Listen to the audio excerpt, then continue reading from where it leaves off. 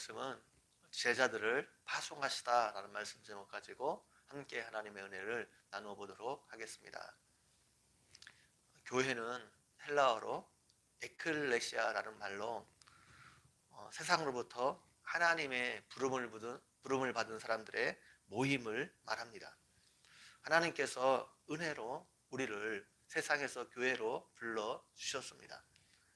마찬가지로 예수님의 제자들도 예수님의 은혜로 그들이 부름을 받았습니다. 예수님의 제자들은 자신들이 제자가 싶다고 해서 제자가 된 사람들이 아닙니다. 어떤 사람은 예수님의 제자가 되기를 원했지만 예수님께서 그것을 허락하지 않았습니다. 예수님의 제자들은 예수님께서 직접 은혜로 그들을 불러주셨습니다. 예수님은 제자들을 직접 부르셔서 그들과 함께 먹고 자고 지내면서 그들을 훈련시키셨습니다. 어느 정도 제자들을 훈련한 다음에 예수님은 그들을 다시 세상으로 파송하셨습니다. 오늘 본문은 예수님께서 제자들을 파송하시면서 말씀하신 주의 상황에 대해서 기록하고 있습니다.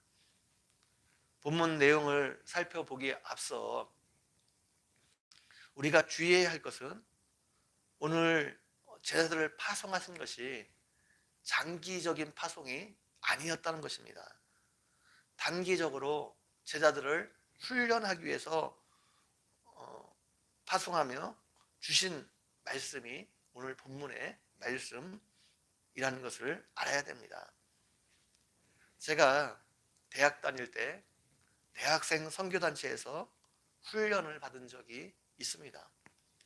매년 여름 수련회를 가졌는데 2박 3일 동안은 집중적으로 집회를 가지고 나서 3박 4일 동안 거지순례 전도를 떠났습니다. 거지순례 전도라는 말처럼 3박 4일은 전혀 돈을 쓰지 않았습니다. 3박 4일 동안 전도하면서 잠은 재워주는 데서 자야 했고 먹는 것도 누군가가 제공해 주는 것만 먹을 수 있었습니다. 거지순례 전도 여행을 떠나면서 여러 가지 주의 상황을 들었는데 오늘 예수님께서 본문에서 말씀하신 것과 비슷한 내용입니다. 복음을 전하고 오로지 하나님께서 필요한 것을 채워주실 것을 믿으라는 것입니다. 제가 3번 정도 거지순례 전도 여행을 떠났는데 한 번도 잠을 밖에서 잔 적이 없고 밥을 굶어 본 적이 없습니다. 하나님께서 항상 잠잘 곳을 예비해 주셨고 먹을 것을 예비해 주셨습니다. 이런 배경을 알고 오늘 본문을 보아야지 더 잘 이해할 수 있습니다. 예수님께서 제자를 파송하시면서 첫 번째 말씀하신 것이 이방인의 길로도 가지 말고 사마리아인의 고에도 들어가지 말고 차라리 이스라엘 집에 잃어버린 양에게로 가라 말씀하셨습니다. 이것은 이방인이나 사마리아 사람에게 복음을 증거하지 말라는 말이 아닙니다. 예수님께서는 분명히 마태복음 28장에서 모든 족속에게 복음을 전하라 말씀하고 있기 때문입니다. 이방인과 사마리아인들에게 복음을 전하는 것보다 먼저 이스라엘 백성들에게 복음을 증거하라 말씀하신 겁니다. 아직 이방인이나 사마리아 사람들에게 복음을 전할 시기가 되지 않았고 그들이 복음을 받아들일 준비가 안 되었기 때문입니다. 두 번째로 전파의 내용은 천국이 가까이 왔다는 것입니다. 이스라엘 백성들이 고대하던 하나님 나라가 가까이 왔다는 것입니다. 그리고 예수님이 하셨던 것처럼 천국이 가까이 왔음을 보여주기 위해 병든 자를 고쳐주고 죽은 자를 살리며 나병한 자를 깨끗이 하고 귀신을 내어 쫓는 권능을 제자들에게도 주셨습니다. 너희가 거저 받았으니 거저 주라 말씀하셨습니다. 무엇인가 대가를 바라고 사람들을 고쳐주지 말라는 것입니다. 세 번째로 전도의 자세와 내용에 대해 말하고 있습니다. 전도를 위해서 전대에 금이나 은이나 동이나 가지지 말고 여행을 위해서 두벌 옷이나 신이나 지팡이를 가지지 말라는 것입니다. 일꾼이 자기 먹을 것을 받는 것이 마땅하다는 것입니다.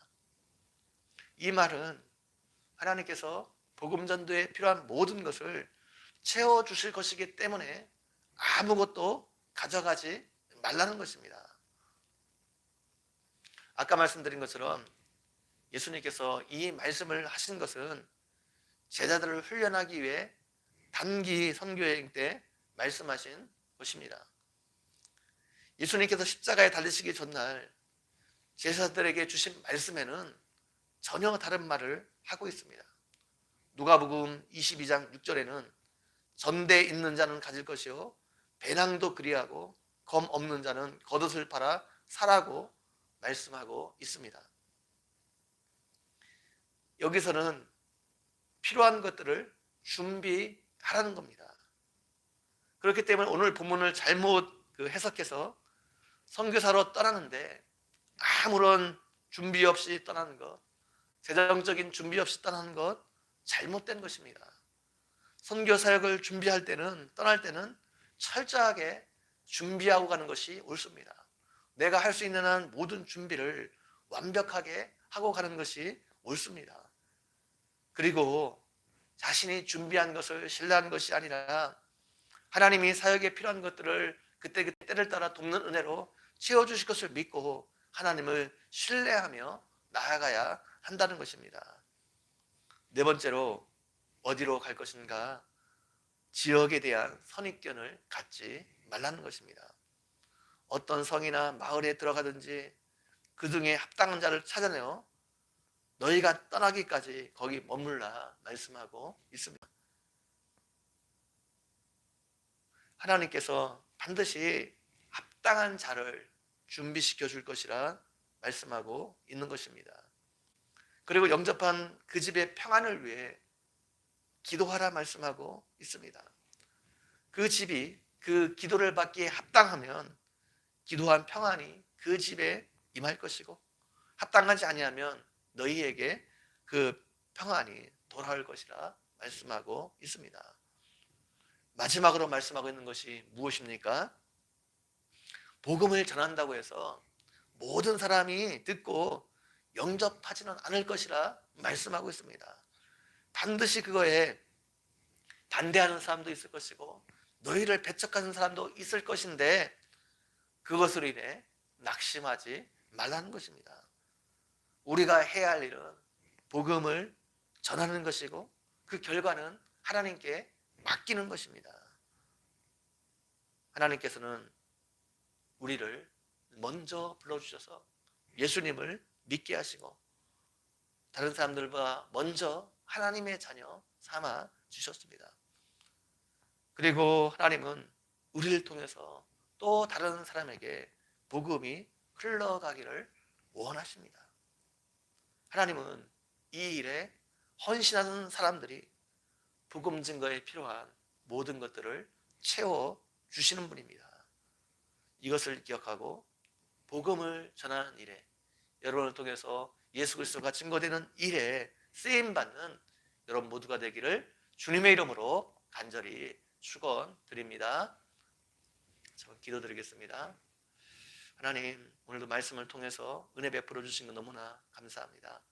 주님께서 제자들을 불러주시고 그들을 훈련시켜 주시고 다시 세상 가운데 파송하시는 모습을 우리가 살펴보았는데 오늘날도 주님께서 우리를 먼저 불러주시고 하나님의 자녀 삼아주시고 여러 가지로 말씀의 훈련을 시켜주시고 이제 다시 세상으로 나아가 우리를 통해서 복음이 증거되기를 원하시는데 하나님 이 일에 우리가 쓰임받는 생애가 될 수 있도록 함께해 주시기를 원합니다.